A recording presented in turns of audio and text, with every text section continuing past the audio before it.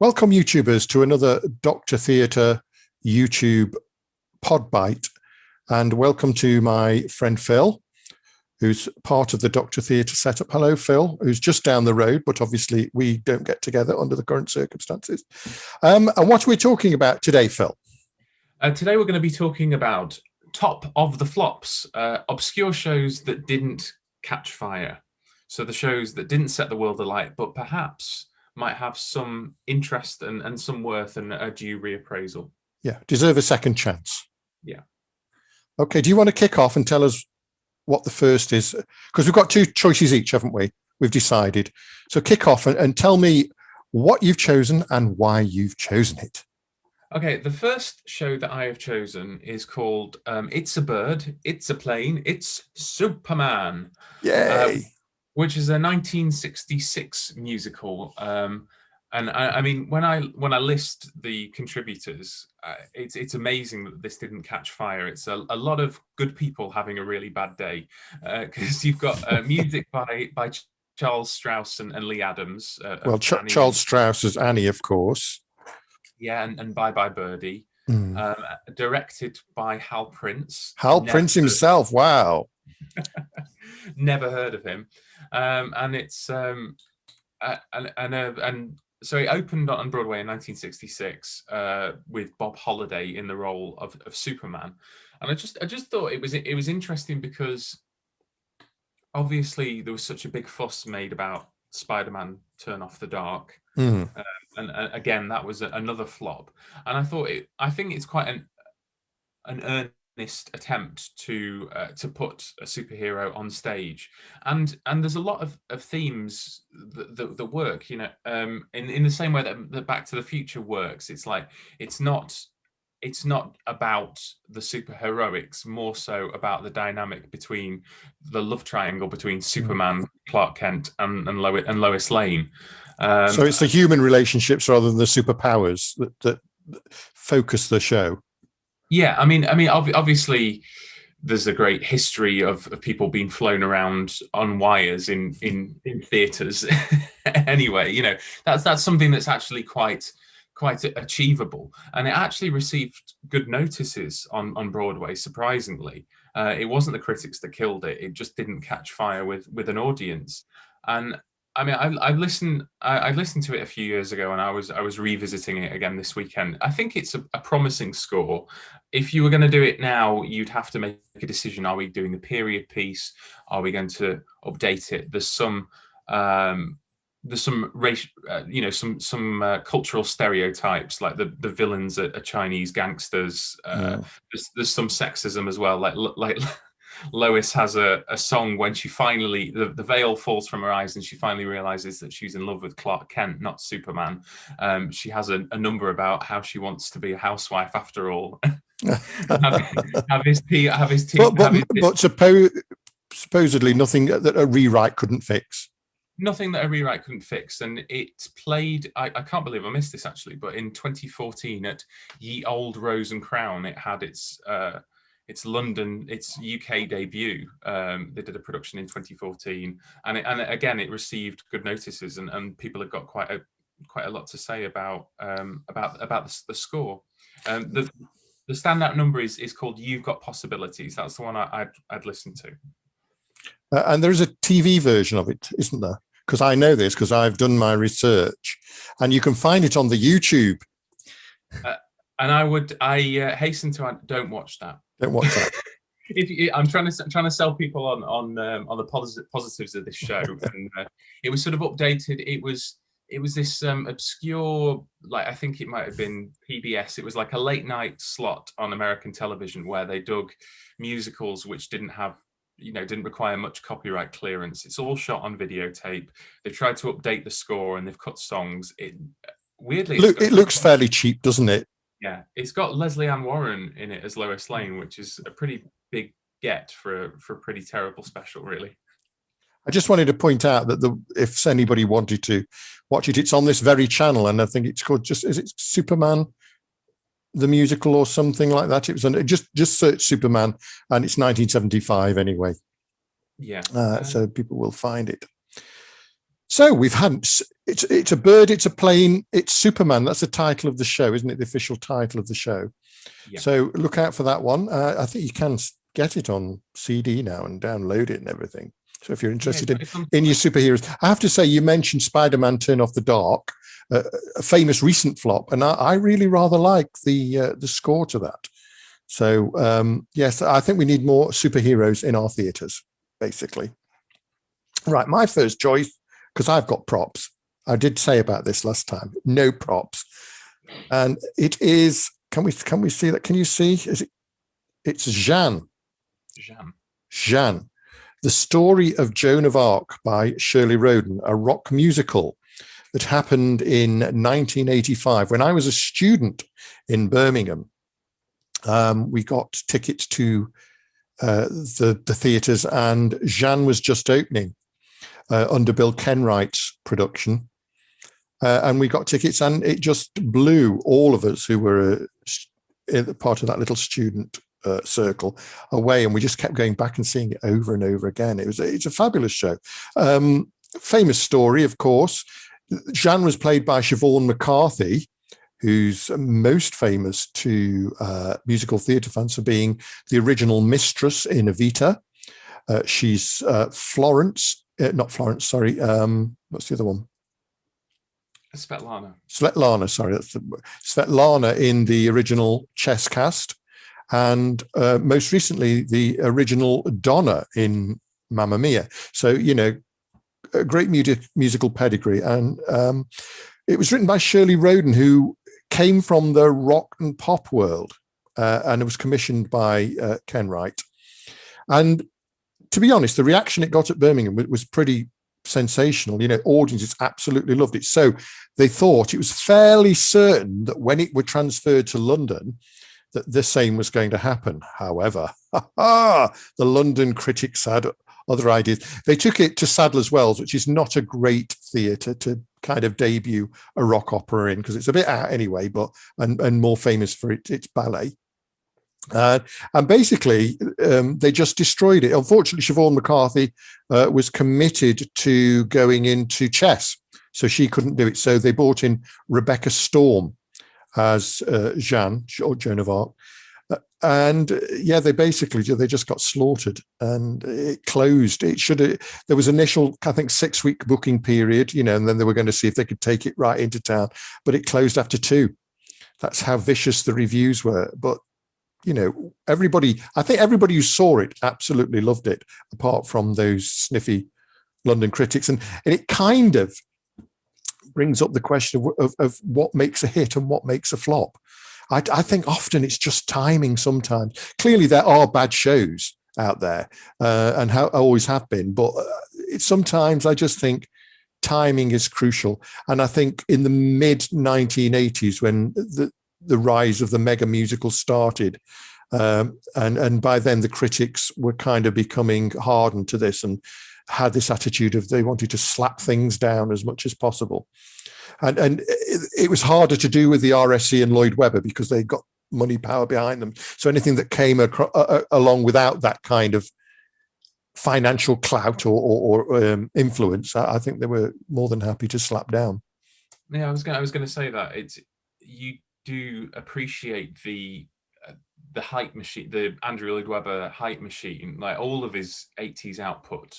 Some of it which the critics didn't like, he managed to make a hit out of it, and everything got like a run of at least a year. You've got as well as the Phantoms, you've got Aspects of Love, and just having that PR machine and being able to get a single in the charts just brings it that extra bit of attention, that extra bit of buzz, and gets the. To my mind, Jeanne is a better show than Aspects of Love. Aspects of Love is an excellent score, but not so great a show. But to my mind, Jeanne, deserved a second chance. And I got to know the composer Shirley Roden very well over the years. We became friends because I was a fan of her show. And the sad thing is that she was so completely destroyed by the critics and what they said about the show and its music and its lyrics that she kind of never wrote for the theatre for a long, long, long time after that, which is it's such a shame, because when you've got that kind of talent to put together a score of that complexity, I just think, it shouldn't be like that, really. We shouldn't destroy people in that way. No, it's they've got to. I think that it's one thing to be critical, but when you absolutely savage something which is as demonstrably, done quite well, or quite well already. I think sometimes as a critic, you need to think about how it plays to an audience, not necessarily how it's playing to yourself. And also, it was aimed at it was very much a rock opera and aimed at a younger audience. And I don't think really the London critics were the right age range and the right mindset to actually go in and review that, because I think they were looking for something that it was never going to be. Yeah, you've actually articulated it a lot better. There'd be no point in me reviewing the Twilight movies, the teen vampire movies, and this is what I always say to my friends that are sniffy about them: is like, they're not for you. You're a middle-aged man. It's not. It's meant for a very specific audience. And does it cater for the intended audience? Yes, it does. But luckily, Stage Door Records brought out the original. There was no cast album, obviously, because there wasn't time to make one. But a lot of the people that appeared on the stage show contributed to the original demos, which Bill Kenwright commissioned before he put it on, and they were all gathered together as a release on Stage Door Records back in, let me have a look, 2015. Yeah, so if you're interested in rock musicals, I recommend that. Jeanne by Shirley Roden on Stage Door Records. There we go. So that's my choice. Let's have your next one, Phil. Okay, doke. Let me just find my notes. Very old-fashioned instead of having... Old-fashioned's good. Okay, so my next flop musical isn't actually a flop in terms of, if you were actually to go to the bank managers, they'd say this one was a hit. This is Heathcliff. A musical from 1996 based on Wuthering Heights, and it was a star vehicle for the Peter Pan of pop himself, Cliff Richard. Sir Cliff Richard. Now, you gave me the nod that this was going to be one of your choices, and I thought, do you know what? I don't know anything about Heathcliff. So I went and downloaded the live video recording of it, and I've watched it this weekend. And I kind of quite like, he gets a lot of knocks, Sir Cliff, but I kind of quite like some of it, not all, but some of his recordings of the past. And he has got one of those versatile voices, I think, pop voices. Now, I saw him 10 years before in Time, the musical, and his acting wasn't the greatest. And so I was expecting the worst when I watched Heathcliff. And he wasn't fantastic an actor. By no means can you say fantastic an actor, but he kind of gets away with it. It's I was almost impressed with him, because I didn't think he could pull it off. I mean, for me, the thing I like it. So this was a passion project for him. This is something it was written specially for him. Yeah, it was started off as a concept album. I'm sorry, I should have got the prop, because I think my mum might have actually got the CD downstairs, and I should have took it out. We're going to have an off-air chat about props, aren't we? Yeah. Anyway, carry on. I'm sure you can put a graphic in. It started off as a concept album with Olivia Newton-John singing the Kathy part, and then. So the music is by John Farrar, who was Olivia Newton-John's producer, and lyrics by Tim Rice. And I think they've got like Rice's customary, verbose, intelligent lyrics. I think they're quite smart. There's one called, when Heathcliff is first brought to the family, he's called Gypsy Bundle, which has got some really intelligent lyrics about prejudice and looking beyond your own misconceptions, I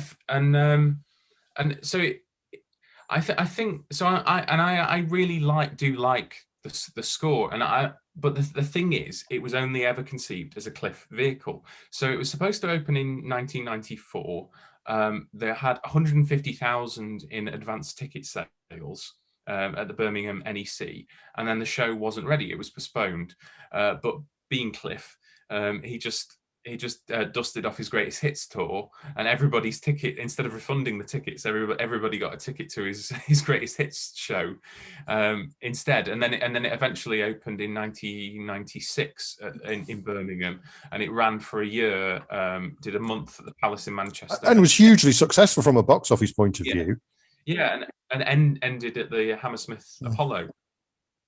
So I think it's interesting because, and you've got to admire Cliff's goal, the fact that he knows his audience. He knew it was going to be something by the critics. I remember Tim Rice being on GMTV having a rant about the critics, but Cliff, for his part, I think he knew how it was going to be received, but he didn't care. It was something an itch that he wanted to scratch, and he knew he could get away with it, and he could do it on the books.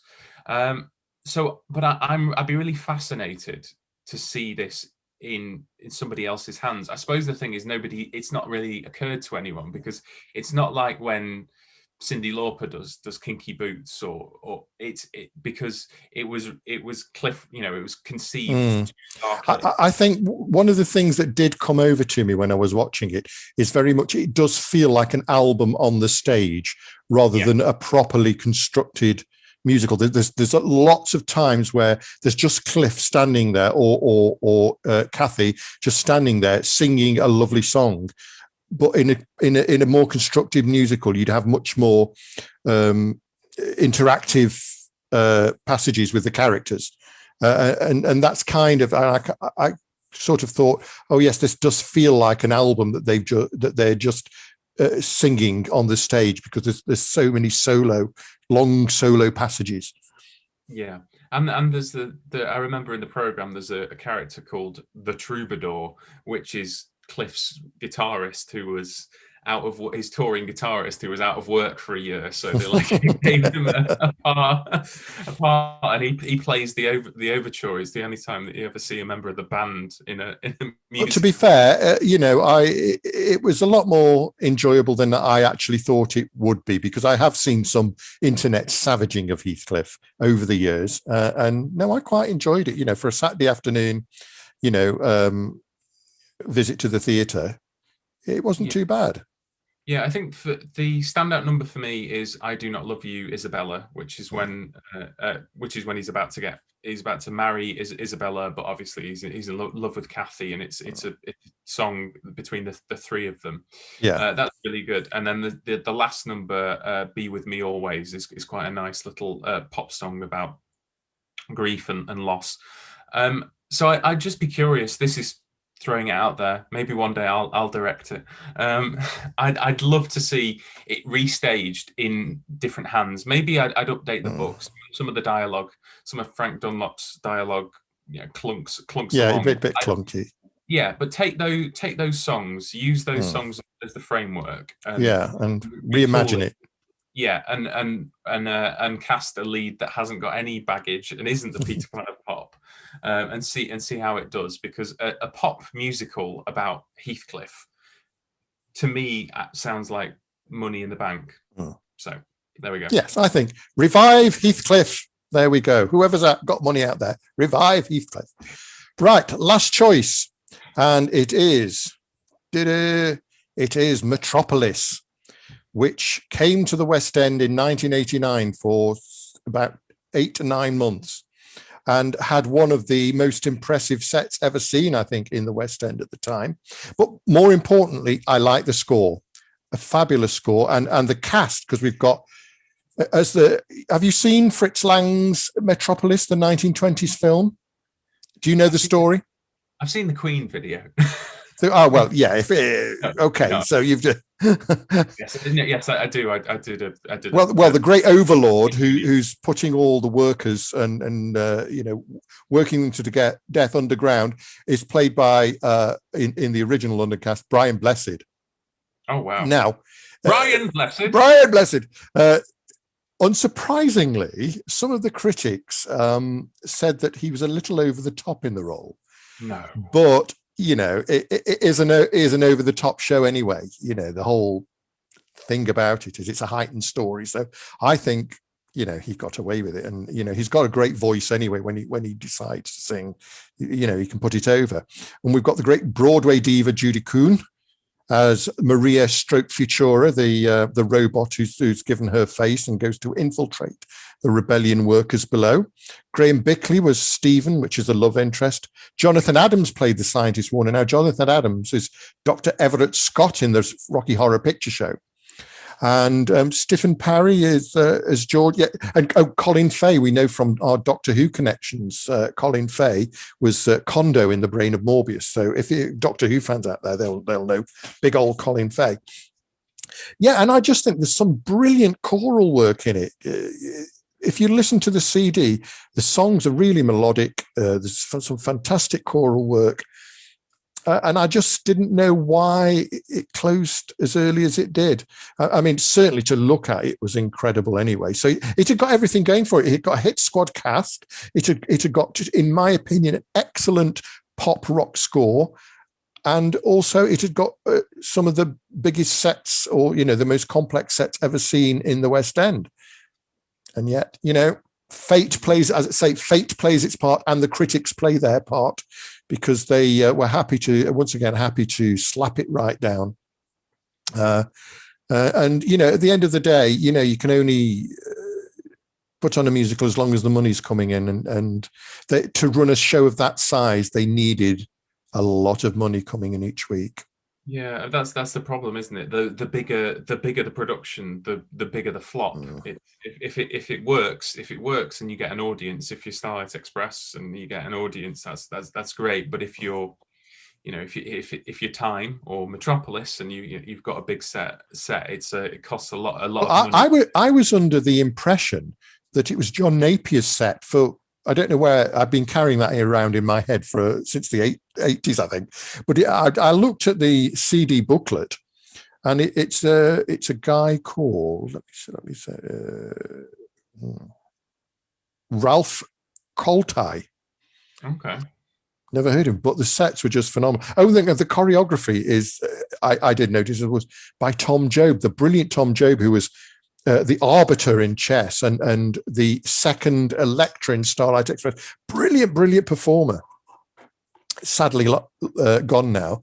So I would recommend anybody who loves a great score. We've got It's a Bird, It's a Plane, It's Superman. We've got Heathcliff. We've got Jeanne the musical, and we've got Metropolis. And we should just say who actually wrote Metropolis, shouldn't we? In terms of composing, the music was by Joe Brooks, apparently. No, I don't know Joe, but do you know Joe Brooks? I've never heard of him, but whatever. Yeah. Now the thing was, I mean, this, just getting back to Metropolis for a moment, it was one of the biggest sets and casts, for the West End, and yet they revived it very, very successfully to a kind of pub theatre. Okay. In London about 3 or 4 years ago. So that would have been interesting. So I don't know why I didn't get hold of that at the time, because I would have loved to have seen those songs performed again. And it I think it won some Fringe Awards as well. So yeah. Well, so flop musicals. I mean, not always to be jeered at. There's a lot of shows out there whose reputation isn't the greatest according to the critics, and according to the box office receipts, but are in fact, well worth revisiting. And anybody who has, worked on a flop musical and is beating themselves up, don't despair, because one day it might get dusted off and performed in a pub, because that's two of them. That's Metropolis, and It's a Bird, It's a Plane, It's Superman. Oh yes, of course, yeah. Yeah, they've both been revived above a pub. So you never know. And we're rather keen on theatre and pubs going together, aren't we?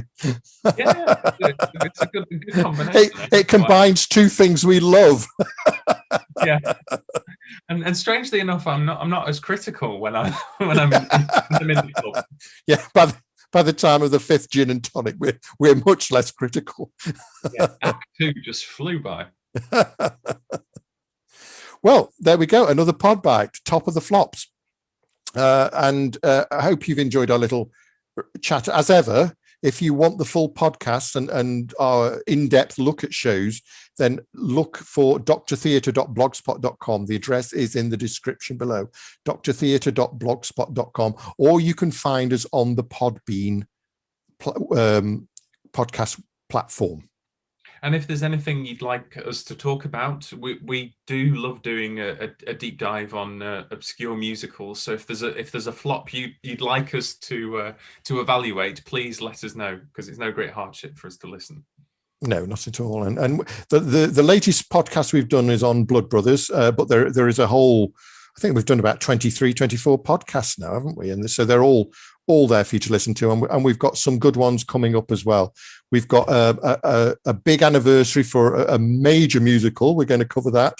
And we're going to record one in the next week or so on a big show that opened about 18 months ago in the West End and deserves a bit of attention, we think. Okay, so thanks for listening. Thanks, Phil, for joining me this afternoon. My pleasure. Thanks for your choices. And we'll see everybody out there in YouTube land again soon. Bye.